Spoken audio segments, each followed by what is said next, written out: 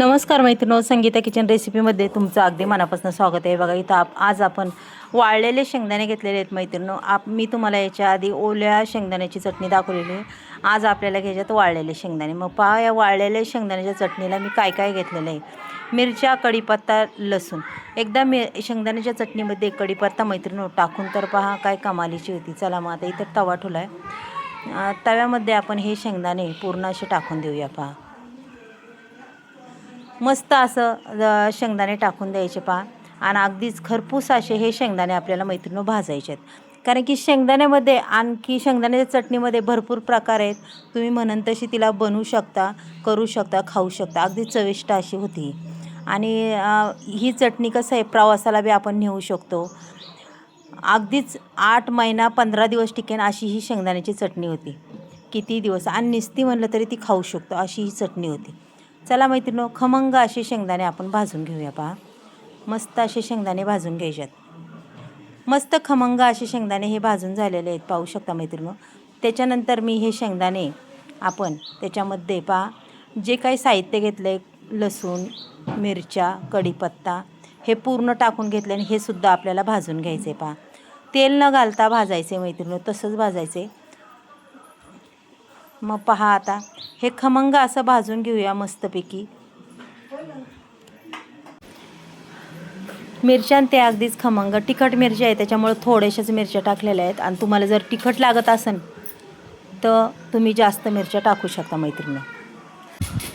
पहा इथं शेंगदाणे बी आपले भाजत आलेले आहेत आणि मिरच्या बी टाकल्यात, त्यासुद्धा भाजत आहे. छान अगदीच खरपूस असं भाजलेलं आहे मैत्रिणी. चला आता हे संपूर्ण एका ताटात आपण हे काढून घेऊया. पहा हे बघा. आणि वाळलेल्या शेंगदाण्याची चटणी अक्षरशः कुरकुरीत अगदीच मस्त अशी लागते, खायला बी खूप टेस्टी लागते ही चटणी मैत्रिणीनो. चला आता इथं पूर्ण हे थोडंसं थंड होऊन द्यायचं आहे आपल्याला मैत्रिणीनो. आपण जे तव्यातून बाहेर काढलं आहे त्याला अगदी थंड होऊन द्यायचं. पहा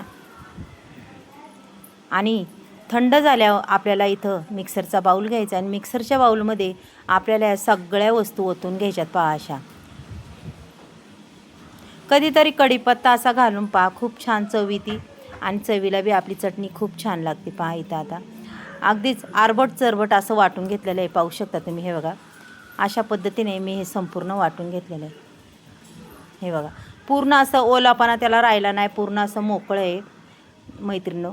त्याच्यातून एक मिरची उरलेली तीसुद्धा साईडला काढली. पहा आता चला आपण इकडे लगेच गॅसवर आहे ना मैत्रिणीनो तवा ठेवून घेऊया. अक्षरशः मैत्रिणीनो 5 मिनटाच्या आत ही चटणी तयार होती, याला अजिबात टाईम लागत नाही. चला आता इथं तेलही टाकले आणि लगेच तेल टाकून दिलं की लगेच आपली चटणी टाकायची. पहा आणि तिला काय एवढं गरम नाही करीत बसायचं, कारण की आपण आधी भाजून घेतलेलं आहे. त्याच्यामुळं थोडंसंच आपल्याला भाजायचं, चवीपुरतं मीठही टाकून घ्यायचं. पहा आणि मस्त अशी चटणी ही परतून घ्यायची बरं का. चटणी अजिबात तेलकट वगैरे होत नाही मैत्रिणीनो, काय नाही. तुम्हाला जशी आवडती तशीच होणार आहे. अगदी छान अशी कुरकुरीत ही शेंगदाण्याची चटणी होणार आहे. पहा मैत्रिणीनो, एकदा जर आवडली तर तुम्हीही करून पहा आणि खाऊन पहा. घरच्यांना घाला खायला, कशी लागती तेही सांगा मला. मग अशा पद्धतीने कधीतरी बनवून पहा. कढीपत्ता घालून तुमची चटणी कशी होती, अक्षरशः खूपच चवदार होती. हे बघा मस्त अशी कुरकुरीत ही चटणी झालेली आहे मैत्रिणीनो, पाहू शकता तुम्ही. चला आता चटणी पूर्ण आपण ह्या एका ताटात काढून घेऊया. पहा एकदम अशी कुरकुरीत आवाज देणारी ही चटणी. आता तुम्हाला काय आवाज यायचा नाही, पण मस्त आवाज येतो आहे तिचा असं काढताना.